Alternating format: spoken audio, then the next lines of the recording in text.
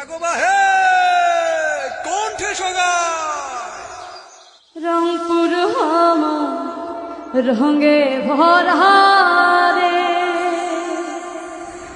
আরে ওহো বন্ধু আইসে না আমার বাড়ি, পানশিরা ধানের ভাত ঘুম থাকেন দিন হাসারি বই দেশি বন্ধু রে।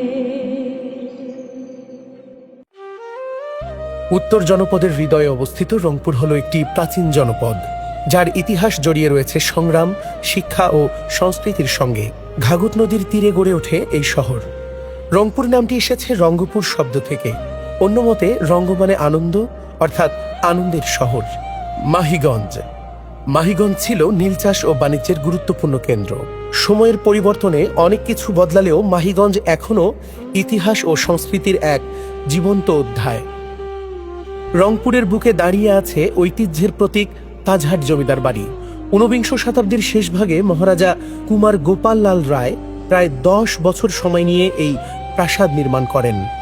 ইতালীয় মার্বেলের সিঁড়ি, বিশাল গম্বুজ ও মুঘল ধাঁচের নকশা প্রাসাদটিকে করেছে অনন্য। তিস্তা, হিমালয়ের কোল থেকে নেমে আসা এই প্রমত্তা নদী শুধু একটি জলধারা নয়, এটি রংপুরের প্রাণস্পন্দন। কখনো বন্যার তাণ্ডব, কখনো উর্বর মাটির আশীর্বাদ। তিস্তা গড়ে তুলেছে জনপদ, জীবন ও জীবিকা।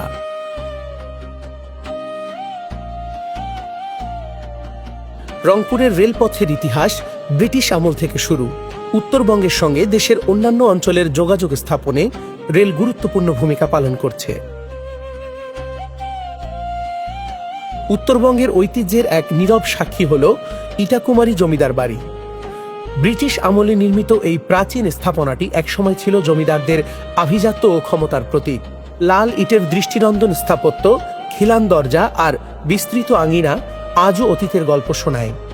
ইতিহাস প্রেমীদের কাছে এটি এখনও আকর্ষণের কেন্দ্র।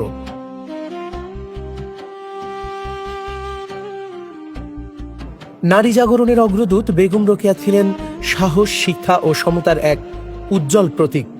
1880 সালে রংপুরে জন্ম নেওয়া এই মহান ব্যক্তিত্ব নারী শিক্ষার প্রসারে আজীবন সংগ্রাম করেছেন। তার কলমে লেখা সুলতানস ড্রিম আজও অনুপ্রেরণার আলো জ্বালে। রংপুরে শিক্ষা ও জ্ঞান চর্চার জন্য বিশেষভাবে পরিচিত রংপুর জিলা স্কুল।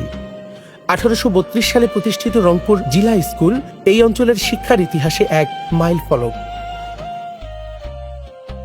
রংপুর গার্লস স্কুল, নারী শিক্ষা যখন এই দেশে পিছিয়ে ছিল সেই সময় প্রতিষ্ঠিত হয় রংপুর গার্লস স্কুল। প্রতিষ্ঠা লগ্ন থেকে আজ পর্যন্ত এই প্রতিষ্ঠান নারী শিক্ষা ও ক্ষমতায়নে কাজ করে যাচ্ছে। 1916 সালে প্রতিষ্ঠিত কারমাইকেল কলেজ উত্তরবঙ্গের অন্যতম ঐতিহ্যবাহী উচ্চশিক্ষা প্রতিষ্ঠান। এর বিস্তীর্ণ ক্যাম্পাস ও লাল ইটের স্থাপত্য আজও অতীত গৌরব বহন করে। বেগম রোকেয়া বিশ্ববিদ্যালয়, আধুনিক উচ্চশিক্ষার কেন্দ্র হিসেবে বেরোবি আজ উত্তরবঙ্গের হাজারো শিক্ষার্থীর স্বপ্নের ঠিকানা।